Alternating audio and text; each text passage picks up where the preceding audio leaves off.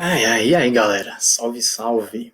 Então a gente vai falar aqui, né, mais uma aula, dando sequência aos nossos estudos aí para o segundo ano do ensino médio, já que nossos temas anteriores, né, foram o tema um, que a gente falou sobre o Renascimento, o tema 2 sobre a Reforma Protestante, né, e o movimento de contra-reforma católica.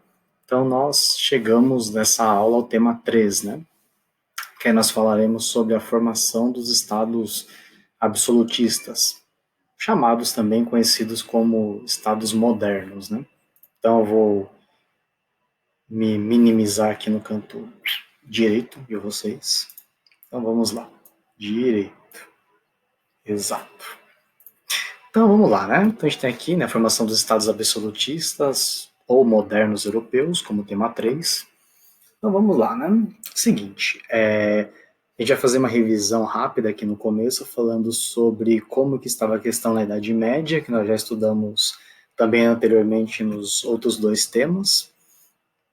Então o feudalismo era muito forte na Europa, ainda muito mais forte em algumas regiões da França, principalmente, Alemanha também, mas em principal na França, claro que não somente lá, né, havia o feudalismo, mas na França era muito forte. E aí isso incorria no quê? Como está dizendo aqui na setinha, né? Reis enfraquecidos que não possuíam autoridade nem geográfica e nem autoridade considerada pela população, vamos dizer. Então, por isso que era uma total restrição de autoridade, porque esses reis eles não tinham efeito nos feudos, por exemplo. Então, a autoridade deles não chegava lá geograficamente e também não chegava na questão do feudo respeitar aquilo que o rei dizia, o que o rei promulgava, o que o rei colocava em prática. Então, o rei, ou os reis, né, no caso, eles tinham autoridade fora dos feudos, dentro dos feudos não.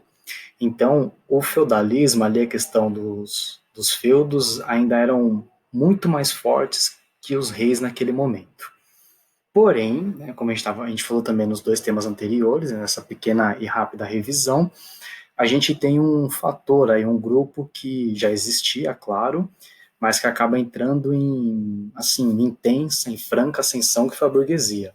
Naquele momento, a gente iniciou com uma burguesia mercantil, que era a questão dos comerciantes, tal, e depois foi surgindo uma burguesia financeira, quer dizer, que financiava, que realizava empréstimos, enfim. E a burguesia foi crescendo dessa maneira. E aí os reis, né, acabaram ganhando um forte aliado, né, nessa luta contra os feudos, digamos, contra essa sociedade feudal, para centralizar o poder. Porque para a burguesia isso era extremamente interessante, ter um poder centralizado com uma única pessoa mandando. E para os burgueses, assim, pouquíssimo importava quem ia mandar, se ia ser qual tipo de rei mandaria. Para eles era importante que um rei, né, que houvesse uma pessoa que comandasse tudo, que centralizasse esse poder, que fosse homogêneo e que estivesse de acordo com os interesses deles. Então, não dependia quem fosse, e sim de como essa pessoa comandaria e acataria os desejos e ordens da burguesia, né? Que era essa classe em ascensão, aí ganhando muito poder, começando a ter muita influência. Então, se a gente for lembrar, a burguesia, no primeiro momento, tinha o poder financeiro, porém não tinha poder político, não tinha influência política. Então, a burguesia viu aqui nesse movimento a possibilidade de ascender, né, de crescer também na questão política e de influência na sociedade como um todo. Então, qual que era a ideia dos burgueses? Né? Que esse rei, esse poder centralizador, possibilitasse, né, se dispusesse a criar alguns mecanismos de lei que contemplassem o quê? O que a gente tem aqui em negrito, por exemplo, a criação de uma única moeda. Por exemplo, para quê? Para facilitar o comércio. Que os feudos, como eles tinham uma organização totalmente autossustentável, vamos dizer, independente, cada um tinha uma moeda. E eles cobravam impostos diferentes entre si dessas caravanas de comerciantes burgueses que passavam. Então, às vezes, para acessar uma região, de uma região a outra, tinha um feudo no meio. E essa caravana de comerciantes tinha que passar por onde? Por dentro do feudo. E o senhor feudal, ele impossibilitava, impedia que eles atravessassem? Não. Porém, com uma condição, que eles pagassem esse pedágio. E aí, como as moedas eram diferentes, é claro que esses valores monetários eram diferentes também. Então, a moeda de um feudo tinha um peso, a moeda do outro feudo tinha um peso às vezes maior, um pouco, às vezes menor. Então, não era vantajoso para esses burgueses que houvesse toda essa diferenciação, né, de câmbio, né, nesse valor monetário, esse valor de moeda, essas moedas diferentes. Então, um poder centralizador faria o quê? Desenvolveria uma única moeda que valeria por todo o território que aquele rei comandasse, em que aquele rei reinasse.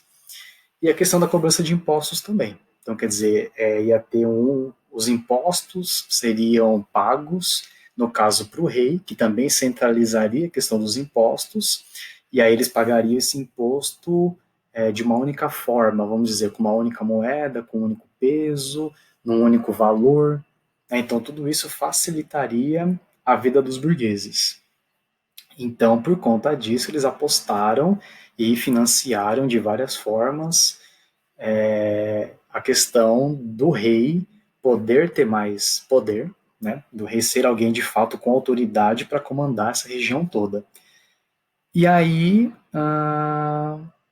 quer dizer, os burgueses teriam que dar algo em troca, né, porque o mundo, infelizmente, não funciona como assim, eu quero e vai acontecer isso, pronto, acabou. Tem que ter a contrapartida, né, tem que ter aquela recompensa. Né? Infelizmente, funciona dessa maneira. Então, o que os burgueses tiveram que ceder, por exemplo? Doações, né, de dinheiro, de riqueza, enfim, para ajudar nessa construção dessa figura forte do rei com autoridade, para que pudesse ter uma organização diferente que possibilitasse e favorecesse ao rei ser essa figura forte e com autoridade respeitada. Né? Também tiveram esse apoio financeiro e colocaram também funcionários para formar uma burocracia estatal, quer dizer, uma burocracia profissional de fato. Ali, né, com esses reis enfraquecidos, sem autoridade, era tudo muito amador. E os burgueses falaram, não, a gente quer profissionalizar a parada, não pode ser amador. Amador para a gente não serve, já que a gente vai investir, a gente quer uma parada, a gente quer algo profissional, né, algo que vá nos favorecer e que também vai ser algo permanente, né? Não vai ser algo que será criado hoje para daqui pouco tempo se esvair, né? Se desfazer. Então, eles procuraram fazer algo muito bem construído ali, muito bem embasado para que esse alicerce não se desfizesse facilmente. E foi de fato o que aconteceu. Então, essa burocracia profissional ao serviço do Estado criou, por exemplo, códigos de leis e políticas que favorecessem os reis, os burgueses, claro que eram os grandes interessados, e a igreja, que continuava sendo ainda, no caso a igreja católica, a instituição de grande influência ainda. Então, as leis deviam favorecer esses três grupos. E o restante, né, da população acabava ficando em segundo, terceiro, quarto plano, enfim. Então, esses códigos de leis, eles foram sendo criados, foram se consolidando e foram se fortalecendo. Claro que, como mostra aqui no quarto tópico, por exemplo, não foi algo tranquilo, porque os senhores feudais não quiseram ter essa perda de poder, ter essa perda de organização, se desfazer dos seus pedaços de terra, em muitos casos que eram muito vastos, quer dizer, muito extensos, e aí esses feudos possuíam, né, suas organizações militares próprias, e em diversos instantes, em diversos momentos ali dessa época histórica, acabaram entrando em conflito com os exércitos que estavam sendo constituídos por esses reis, com, obviamente, a ajuda da burguesia, porque a burguesia também acabou investindo na questão militar para assegurar que esses reis conseguissem ter a autoridade respeitada e conseguissem se manter no poder, não só como peças figurativas, como eram antes na época do feudalismo, mas sim como alguém de autoridade respeitável, né? E esses conflitos foram extremamente sangrentos, com milhares de mortes, né, por toda a Europa, principalmente, E a constituição, quer dizer, a formação desses estados absolutistas foi ocorrendo de formas diferentes, né, em cada região da Europa. Então, por exemplo, os primeiros estados a se formarem, né, nesse caso, foram Portugal, que foi o primeiro, aqui não está exatamente na ordem, vou falar sobre isso na sequência da aula. Então foi Portugal, depois nós tivemos a Espanha, a Inglaterra e por último a França. Também teve a Itália nesse processo todo. Porém, um exemplo, né? Portugal ele se constituiu muito rapidamente, já conseguiu abranger grande parte do território de Portugal, né? Então foi uma totalidade. A partir do momento que eles conseguiram expulsar ali os árabes, somente do sul de Portugal, eles conseguiram constituir essa monarquia absolutista forte, centralizada, que começou a ter o respeito em todo o território português. Na Espanha, da mesma forma, na Inglaterra também, na França já não foi. Na França, o feudalismo, em algumas regiões, ele resistiu e permaneceu existindo até meados do século XVIII, por exemplo. Então, ali na beira da Revolução Francesa, por exemplo, existiam inúmeros feudos na França. Então, não foi de forma automática ali todos ao mesmo tempo, do mesmo jeitinho, né, uniformemente, de maneira homogênea. Não.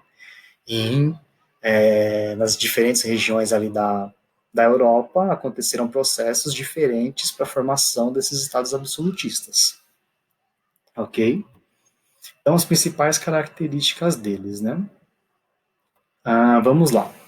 Uma total centralização do poder pelo rei, então, que a gente já falou isso anteriormente, e aí, com essa total centralização, quer dizer, o rei passou a ter exclusividade praticamente em tudo. Então, por exemplo, na questão da moeda, na questão do comércio, na questão dos impostos, né, a instituir, claro, sempre contemplando os burgueses, obviamente, e aí as forças armadas, por exemplo, legais, né, que não fossem não legalizadas, só poderiam ser constituídas e servir ao rei, que era justamente o quê? Para manter a ordem e defender o território contra invasões. E aí independe de quem fosse a invasão, se fosse tentativa de invasão de um senhor feudal daquela região, por exemplo, que ainda estivesse resistindo ao ataque desse rei, né, no caso desse monarca centralizador. Então, as forças armadas eram exclusividade, no caso da monarquia absolutista. O rei também passou a ter total controle sobre a justiça, e a Igreja Católica, como a gente viu anteriormente, né, nos dois temas anteriores, na questão da Inquisição, né, no Tribunal do Santo Ofício, ela poderia julgar os casos exclusivamente relacionados, referentes à fé. Então, outros casos que anteriormente a Igreja Católica costumava meter o bedelho lá, digamos, né, e julgar, tomar para si, agora não eram mais possíveis, né, de que isso acontecesse. Justamente porque, se a Igreja Católica interferisse em todos os casos, a autoridade do rei ia para a fogueira. Estou fazendo uma analogia, né, uma relação aí. Então, houve essa separação, a igreja cuidava dos casos da fé e o rei dos outros casos de infrações contra as leis que ele, juntamente com os burgueses, haviam criado para favorecê-los. Né? Os reis também, como diz aqui no quarto tópico, passaram a ser vistos como seres divinos, né, como representantes diretos de Deus na Terra. Os papas já tinham isso, só que aí vem essa nova questão, né, para a gente conversar de novo. Então, se só os papas fossem vistos como seres divinos, como o Santo Padre, né, como o Papa chamado atualmente, os reis seriam vistos como meros mortais. E aí, novamente, a Igreja Católica teria mais credibilidade, mais respeito, mais autoridade que esse monarca, né? Monarca absolutista. Então, qualquer ideia, a gente coloca o monarca em pé de igualdade com o Papa, por exemplo, que aí nenhum dos dois, né, vai ter algo que lhe favoreça, assim, né? Vai ser mais considerado, vai ser melhor visto, vai ser mais odorado do que o outro. Então, fica uma questão de igualdade.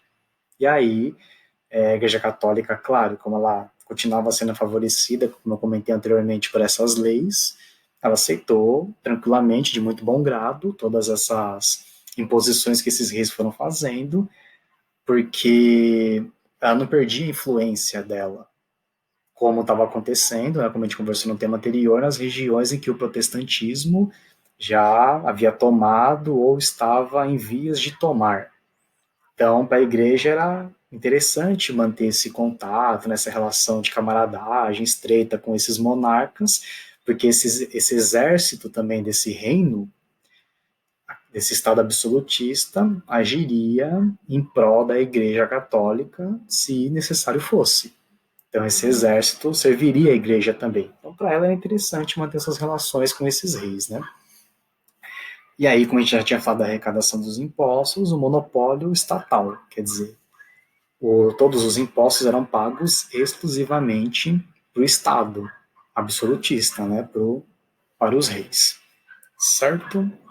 E aí, passando para as consequências, a gente vai falar basicamente aqui de Portugal e da Espanha, que foram os primeiros estados a se formarem, como eu falei, Portugal em primeiro, Espanha um pouquinho depois. Proporcionou muita riqueza a esses estados, nessa formação, essa consolidação desses estados. Né? Falando sobre a questão do comércio, quer dizer, a moeda única, essa arrecadação de impostos, e essa riqueza toda gerada fez o quê? Com que eles se fortalecessem e aí começassem a desenvolver outras atividades que trariam ainda mais riqueza para esses estados. Então, por exemplo, esses estados, Portugal, primeiramente, a Espanha veio, né, em segundo também nisso, começaram a desenvolver o quê? Em Portugal, por exemplo, eles criaram escolas de navegação. Aliás, de navegação, né? Ficou quase um francês aqui, né? Enfim. Essas escolas de navegação, que a de Sagres, inclusive, né, era uma das mais famosas, onde eles ensinavam pessoas a navegar, enfim, a trabalhar ali com os instrumentos de navegação, as bússolas, os astrolábios em primeiro lugar, justamente o quê? Para chegar a novas regiões, no caso a África foi a primeira, mas a Ásia também, e posteriormente a América, né, para explorar essas novas regiões. Então, quer dizer, eles já tinham desenvolvimento das armas de fogo, por exemplo, então eles tinham uma série de invenções ali, no caso, né, de descobertas, nem sempre feitas por eles, mas que eles usavam, que os povos dessas outras regiões não conheciam ainda, como os indígenas aqui do Brasil, como grande exemplo. Então, se valendo dessa riqueza toda que os estados absolutistas proporcionaram, né, com esses impostos principalmente, eles se lançaram nessas navegações de longa distância para alcançar, claro, e conquistar e explorar esses novos territórios em outros continentes. Nós brasileiros que digamos que nós infelizmente somos um exemplo disso, né? Mas enfim, a grande consequência foi essa.